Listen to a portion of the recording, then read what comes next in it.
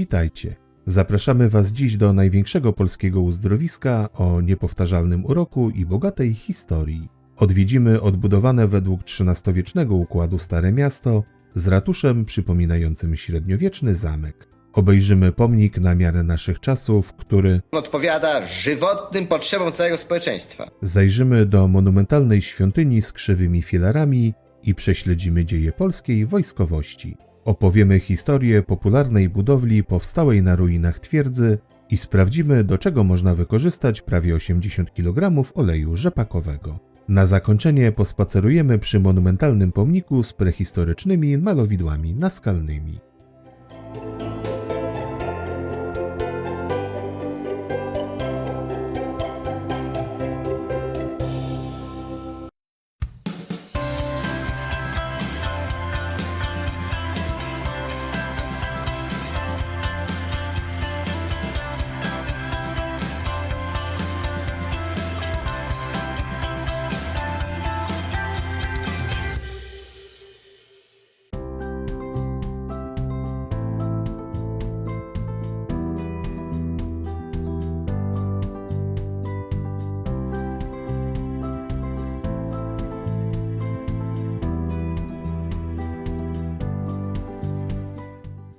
Kołobrzeg to jeden z najchętniej odwiedzanych kurortów położonych w zachodniej części polskiego wybrzeża. Jest to bardzo klimatyczne miasto z uroczym rynkiem i nadmorskimi bulwarami, które tętnią życiem nie tylko w okresie letnim. Czeka tu na Was wiele ciekawych miejsc wartych odwiedzenia. Wybraliśmy kilka z nich, które naszym zdaniem trzeba zobaczyć.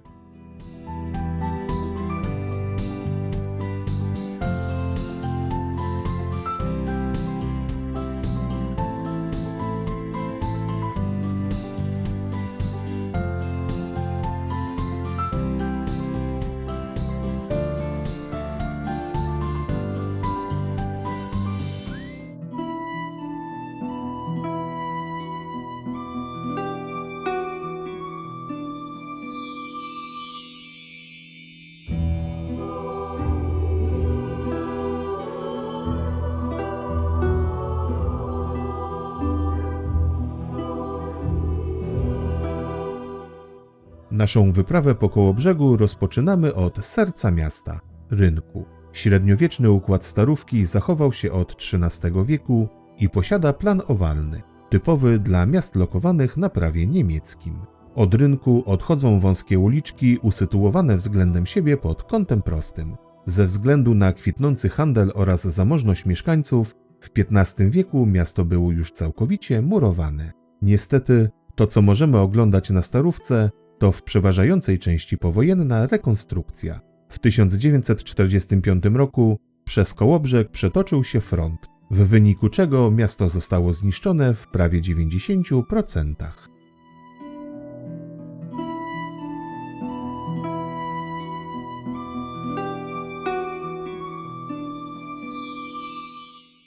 W centrum Starówki znajduje się najważniejsza budowla miejska – ratusz. Pierwotnie na placu ratuszowym stała imponująca gotycka budowla, powstała około roku 1380. Była wizytówką hanzatyckiego miasta i dowodem na jego sukcesy ekonomiczne. W 1807 roku, w czasie oblężenia przez wojska napoleońskie, ratusz został zniszczony. Na jego pozostałościach wybudowano w latach 1829–32 według projektu Karola Fryderyka Schinkla nowy ratusz, wyglądem przypominający nieco średniowieczny zamek. Był jedną z niewielu staromiejskich budowli, którym udało się przetrwać bombardowanie w 1945 roku. Po wojnie był siedzibą różnych instytucji, a obecnie mieści się tu galeria, informacja turystyczna i Urząd Stanu Cywilnego.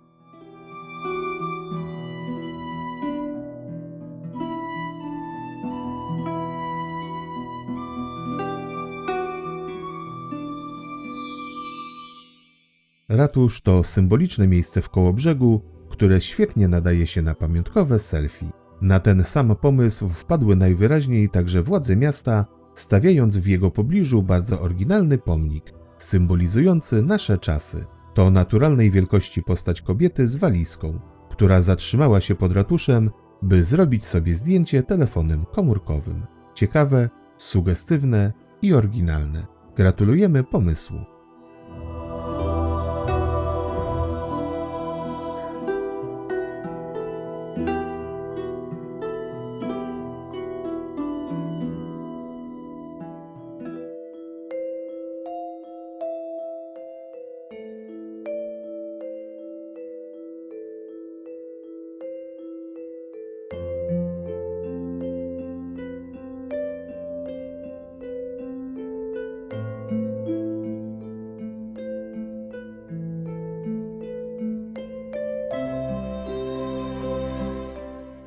Najcenniejszą budowlą miasta jest monumentalny, 5-nawowy kościół pod wezwaniem Wniebowzięcia Najświętszej Marii Panny, którego budowę rozpoczęto około 1270 roku. Przez 2 wieki wzniesiono prostą i pozbawioną zbędnych zdobień świątynię, będącą przykładem gotyku pomorskiego.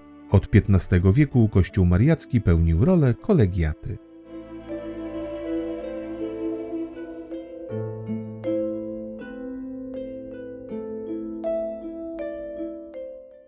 W XVI wieku kościół przejmują protestanci, którzy będą się nim opiekować do końca II wojny światowej.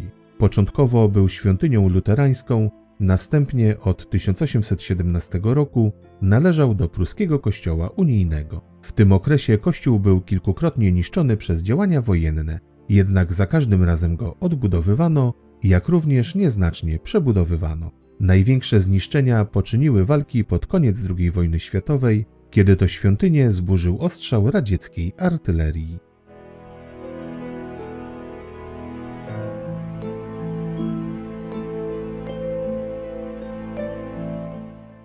Ruiny początkowo zamierzano rozebrać, jednak gdy w 1957 roku przekazano je kościołowi katolickiemu, rozpoczęto odbudowę prezbiterium. W latach 60. XX wieku na mocy decyzji władz PRL w nieodbudowanej części świątyni urządzono Muzeum Oręża Polskiego, a w nawie głównej eksponowano ciężki sprzęt wojskowy z czasów wojny. W 1974 roku obiekt przekazano nowej diecezji koszalińsko-kołobrzeskiej i w ciągu następnych 10 lat przywrócona została jego świetność.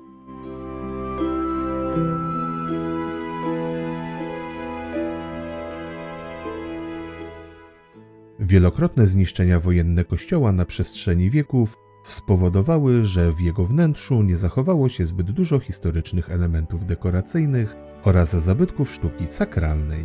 Do najcenniejszych należy zaliczyć wspaniałą chrzcielnicę z brązu z 1355 roku, najstarsze w Polsce gotyckie stelle rajców z XV wieku, późnogotyckie tryptyki po bokach prezbiterium oraz ogromny, 7-ramienny świecznik z 1327 roku, jeden z 5 zachowanych na świecie gotyckich kandelabrów. Miejscami można również podziwiać pozostałości dawnej polichromii. Ciekawość turystów wzbudzają także 4 krzywe filary, których odchylenie od pionu wynosi do 60 cm. Wynika ono z niestabilnego terenu, bazylikę wybudowano bowiem w miejscu starego cmentarza.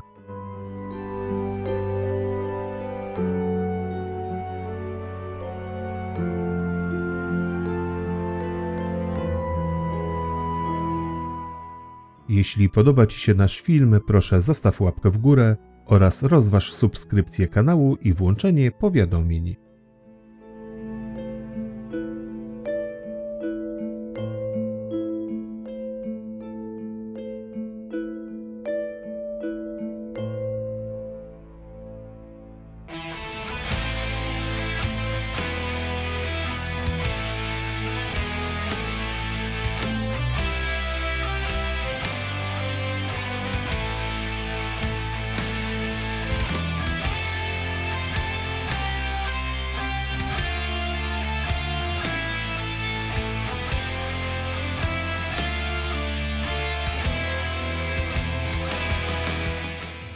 Na przestrzeni wieków przez Kołobrzeg często przetaczały się wojny i miasto kilkukrotnie było niemal całkowicie zniszczone.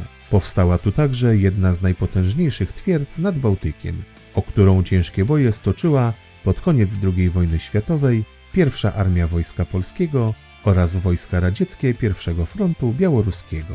Dlatego też nie dziwi fakt, iż po zakończeniu wojny podjęto starania o utworzenie w Kołobrzegu muzeum, które z czasem zyskało profil historyczno-wojskowy. Tak powstało Muzeum Oręża Polskiego, które dokumentuje tysiącletnie starania o powiązanie Pomorza Zachodniego z Polską.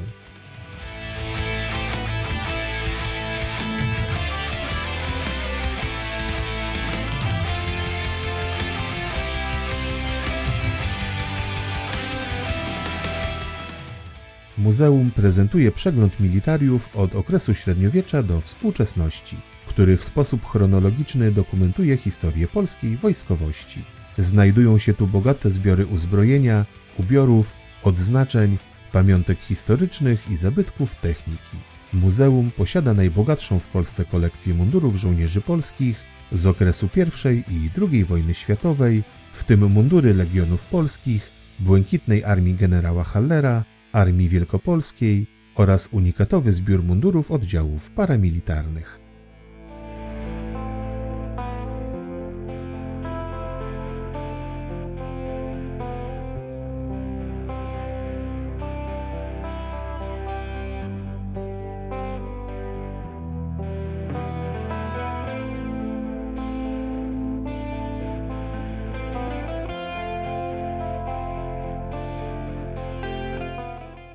Prawdziwych pasjonatów ciężkiego sprzętu wojskowego zaciekawi z pewnością wystawa plenerowa. Można na niej podziwiać samoloty, działa i moździerze, czołgi i działa samobieżne oraz wyrzutnie rakietowe.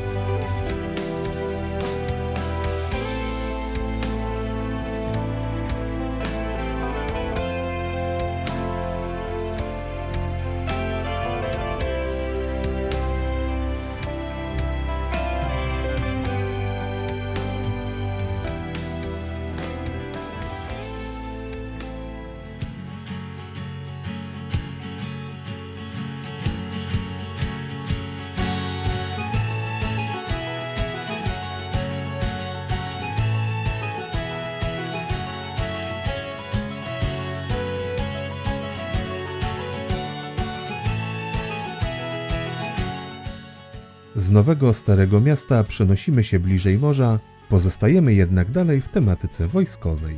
Kołobrzeski skansen morski to wyjątkowa atrakcja na turystycznej mapie miasta. Znajdziecie tu dwa oryginalne okręty wojskowe, które po wycofaniu ze służby wyspilowano, czyli wyciągnięto na brzeg i ustawiono na terenie dawnych fortyfikacji twierdzy Kołobrzeg, w pobliżu portu rybackiego, umożliwiając w ten sposób podziwianie ich w pełnej krasie.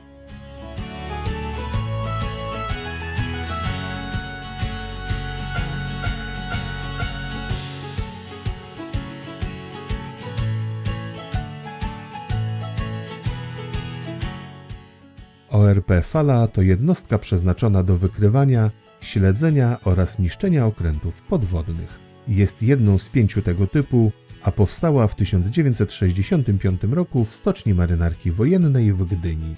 Jej portem macierzystym był Kołobrzeg i pływała pod banderą Wojsk Ochrony Pogranicza oraz Straży Granicznej. Do jej głównych zadań należało wykrywanie, śledzenie oraz niszczenie okrętów podwodnych. W tym celu wyposażona została w stację hydrolokacyjną o zasięgu około 5 km oraz 24 bomby głębinowe. Uzbrojenie artyleryjskie to 2 armaty uniwersalne kalibru 30 mm.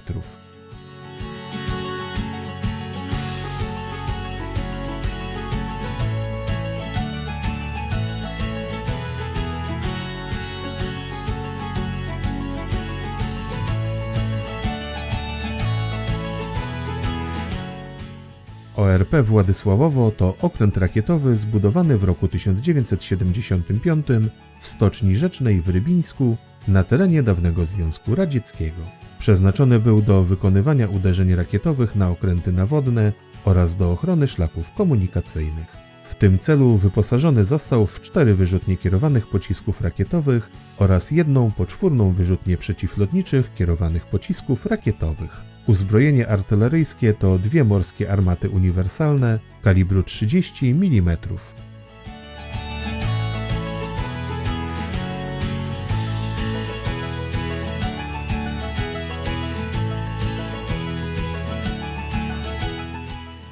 skansenie obejrzeć można także pochodzący z początku XX wieku jacht pełnomorski, na którym szkolili się żeglarze do lat 70. XX stulecia oraz elementy legendarnego kontrtorpedowca ORP Burza. Zobaczycie także liczne uzbrojenie okrętów marynarki wojennej oraz zabytki techniki morskiej.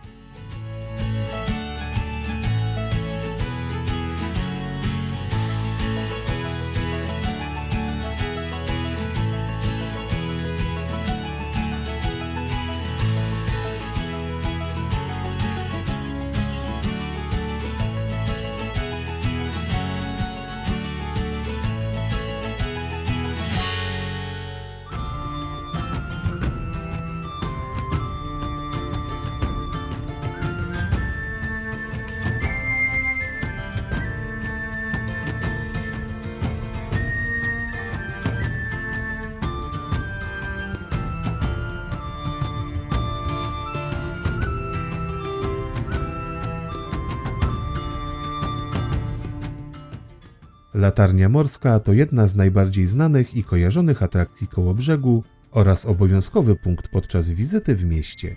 Jej historia sięga 1666 roku, kiedy to na dachu jednego z portowych budynków zaczęto zapalać światło nawigacyjne. Na przełomie stuleci jej wieże stale przebudowywano, a sposoby nawigacji unowocześniano. Po demilitaryzacji kołobrzeskiej twierdzy na nabrzeżu wybudowano stację pilotów z wysoką na 25 metrów wieżą. Palono na niej światło białe, mające swe źródło w lampie Fresnela na olej rzepakowy, zużywając rocznie 77 kg tego paliwa.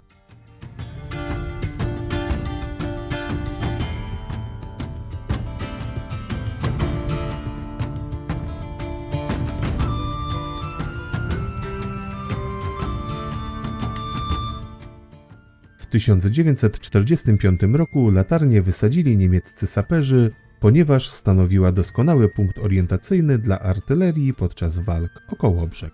Wkrótce po zakończeniu działań wojennych przystąpiono do budowy nowej latarni, wykorzystując konstrukcję dawnego fortu stojącego u wejścia do portu w Kołobrzegu. Latarnia była jednocześnie pomnikiem upamiętniającym zwycięstwo nad hitlerowskimi Niemcami. Napis na niej głosił: Wieczna pamięć bohaterom poległym w walce z faszystowską Germanią za wolność i niepodległość Radzieckiego Związku i demokratycznej Polski. Napis zmieniono i obecny nie budzi już kontrowersji.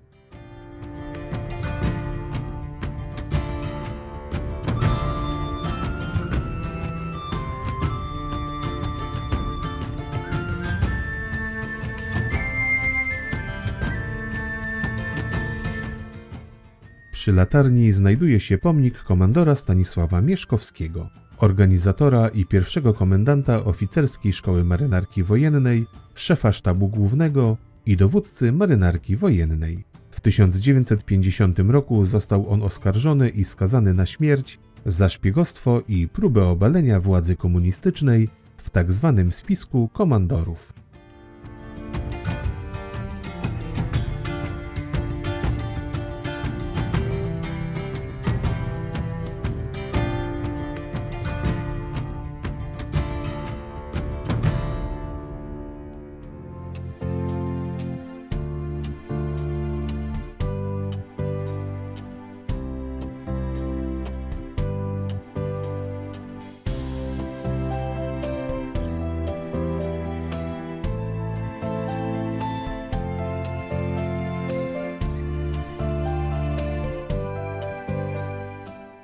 Nadmorski deptak w Kołobrzegu, położony między latarnią a molo, swoją nazwę zawdzięcza pierwszemu dyrektorowi polskiej żeglugi bałtyckiej, Janowi Szymańskiemu. Promenada została wybudowana w 1994 roku w miejscu wcześniejszej, która uległa zniszczeniu na skutek sztormu i od tamtej chwili cały czas tętni życiem.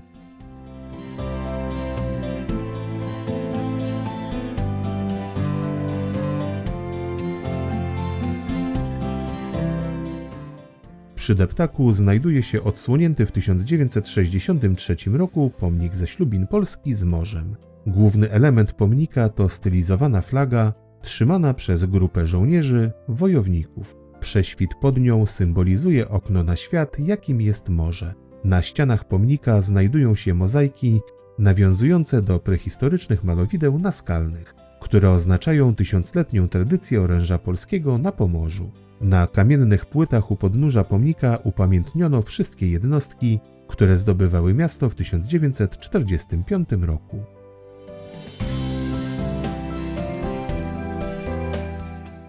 Od lat najwięcej emocji wywołuje skrzynia, którą umieszczono w podziemiach pomnika. Miała to być kapsuła czasu, w której schowano dokumenty z czasów PRL dotyczące życia codziennego w Kołobrzegu. Pogłoski mówią o tym, że do pomieszczenia ze skrzynią mają prowadzić 2 specjalnie oznakowane wejścia. Nikt nie wie jednak, gdzie się znajdują.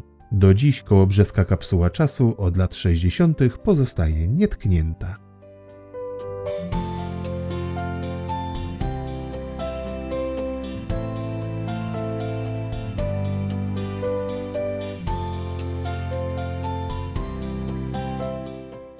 Pierwszy pomost, który zapoczątkował istnienie popularnego molo, został stworzony w 1881 roku. Zniszczono go jednak podczas II wojny światowej. Obecne kołobrzeskie molo, wybudowane w 1971 roku, jest najdłuższą żelbetową konstrukcją tego typu w Polsce.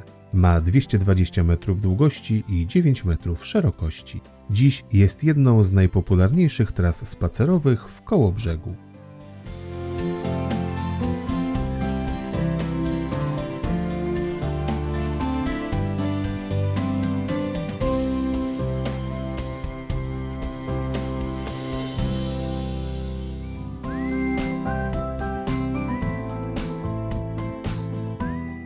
Dziękujemy, że obejrzeliście cały film. Proszę zostawcie łapkę w górę, piszcie w komentarzach o waszych wrażeniach, podzielcie się nim ze znajomymi i pamiętajcie o subskrypcji.